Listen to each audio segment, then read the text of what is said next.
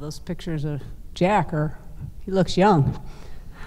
I'd like to thank Ken and thank you, Commissioner, and also I'd like to say thanks to Jeff Bacon, Jeff, I don't know where you are out there, but we had a lot of great times over the years. It was a privilege for me to be a part of the Mid-American Conference. I have a great respect for this conference. Just the fact that you can look up there and see that 1946, and many of these member institutions have been around that long, and it's just really, I always thought that was a fantastic thing for my athletes as well. I'd like to congratulate all the other inductees. I'm looking at them and I'm thinking, wow, that's amazing. They're amazing people. So congratulations, and it's an honor to be inducted with you. When Kathy Beauregard called me to tell me that I was selected for this induction, I have to admit I was pretty shocked, because I really think I'm 28 and I just took a sabbatical. So when the shock wore off and I had my 63rd birthday and realized I was retired, I thought, wow, what does this mean? So I kind of started to reflect on how this all happened and came about, and I came up with a lot of common denominators. So, you know, my life up to August 1st, 1982 was a series of what I call near misses. I missed being able to play on a high school girls tennis team because I graduated from high school on June 1st, 1972, and there were no high school tennis teams for girls then. Title IX, ironically enough, was passed 3 weeks later on June 23rd, 1972. And the first Illinois High School Girls Championships was held that fall. I missed getting a college scholarship and having a college women's tennis experience because college scholarships were just in their infancy for women. I was offered $100 to go to Arizona State and play. That just wasn't going to make it happen, so I ended up staying close to home and went to the University of Illinois, which I never regret. Interestingly enough, as all these common denominators and paths occurred, my tennis coach at University of Illinois was Peggy Pruitt, who's a retired coach and administrator at Ohio University, so I thought that was an irony in my life. So in 1972, the National Collegiate Tennis Championships for women were actually conducted by the governing body of tennis, the USTA.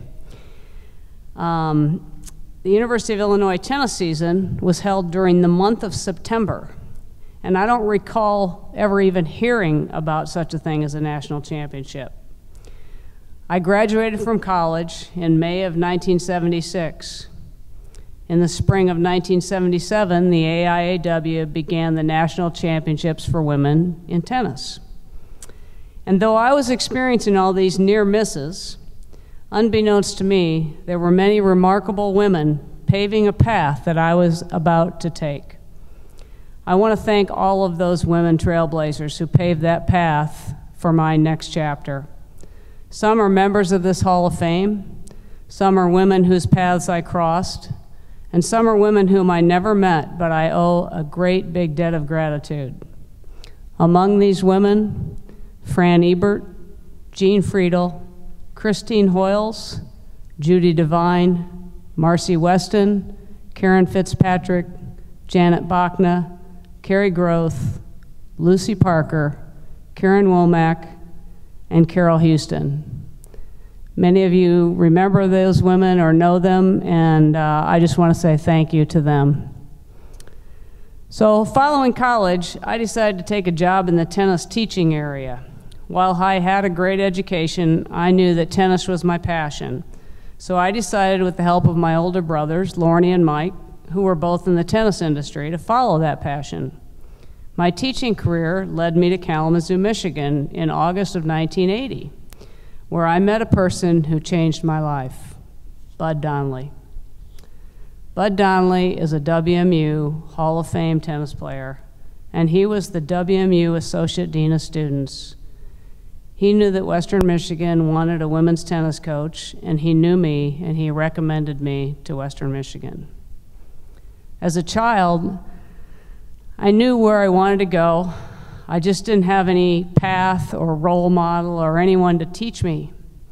I remember clearly my father telling me after I brought home my report card with high marks, "You can become a court reporter. That's a good steady job for a woman." I didn't listen. On August 1st, 1982, I was hired at Western Michigan as a full-time women's tennis coach. My near misses had become a bullseye. So even though my dream wasn't going to be fulfilled as a player, I was going to be able to help fulfill other young women's dreams. And so it began, the wonderful journey of combining my love of tennis and my passion to help young women gain the opportunities that I so wanted as a child. Little did I know that I would remain there for 33 years. During those 33 years, Title IX changed my world and changed the world of college athletics. The floodgates opened, and now there are close to 4.5 million young women playing on high school sports teams, with about 10% going on to play college athletics. This increase has resulted in many opportunities for jobs for women as well. And that's a good thing, because there really aren't that many court reporter jobs. Many of my friends have become successful coaches, administrators, and athletic directors. There are several women here that I would like to acknowledge that I feel have been very helpful to me. Karen Lee, Kathy Twist, and then particularly I'd like to acknowledge Kathy Beauregard, my good friend. We coached together, we shared office space together, we've done a lot. Played golf. We've done a lot together, and I'd like to acknowledge her. I would also like to acknowledge another one of my closest friends who's not here, but is the Associate Athletic Director at the University of Michigan.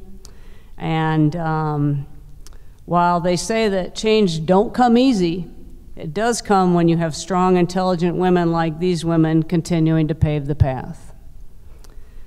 And finally, how can I not mention all of the players? I believe that I coached over 100 individual players during my career. Most of them coached me. Without the experience of being their coach, I would not be the person I am today. They taught me, they made me laugh, they made me cry, they even helped me get arrested. Yes, Heidi Kakens, you're not here, but I hope you hear this. I love all of them, and I hope they'll eventually love me. So the common denominators on my journey: tennis, my lifetime passion. It has provided me with great health, lifelong friendships, a career, and now even a retirement life. To Dr. Dunn and Western Michigan University, the opportunity to have a fantastic life, meet great people, and follow my passion, I thank you. My friend family from Western Michigan: Kathy Beauregard, Kim Hemingway, Dave Marine, Ryan Tomlinson, Dave Korstange, Dennis Corbin, Jeff Stone, Stacy Thinnis, Anne-Marie Murnau. And I have to pause for a second, because one of the most amazing things that I'm really trying hard not to do is every time I look up and I look straight back, all I can see is a picture of Jack Vriedeveld, who has really been an unbelievable person in my life. And I keep looking back there, I'm like, Jack, are you here? So I want to thank all of you from Western Michigan from the bottom of my heart.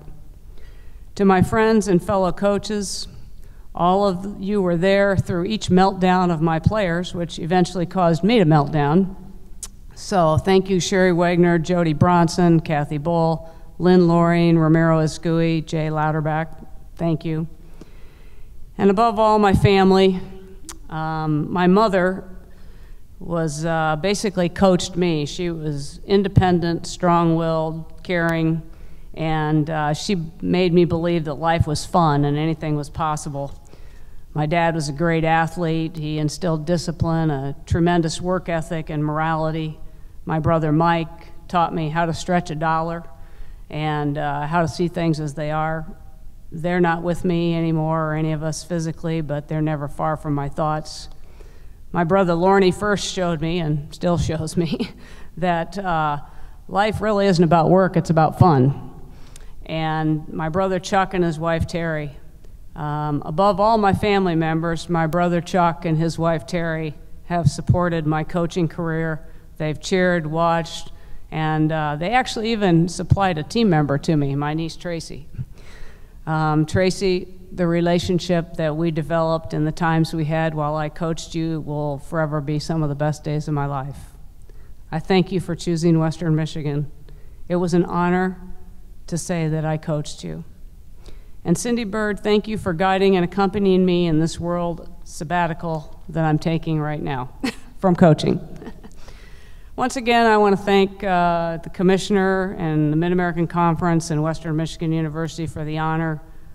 I hope that there's a part of the path that I paved and still pave for many of you that are going to come along. And while my near misses led me to a bullseye, I'd like to leave you with one of my coaching philosophies. The journey for women in athletics is similar to what I used to tell my athletes each season in trying to achieve a championship. We are on a journey, and we're going to drive from New York to LA. You can walk, you can bike, you can drive a car or a van, in our case. You can fly, but without a map, gasoline, a plane ticket, or a destination in mind, you will forever remain lost. To all of you who to continue to pave the path for the young girls like me who just wanted to get to play, keep out your GPS, stay on the path, change the flat tires, avoid the detours, but by all means, keep trying to reach that destination. Thank you.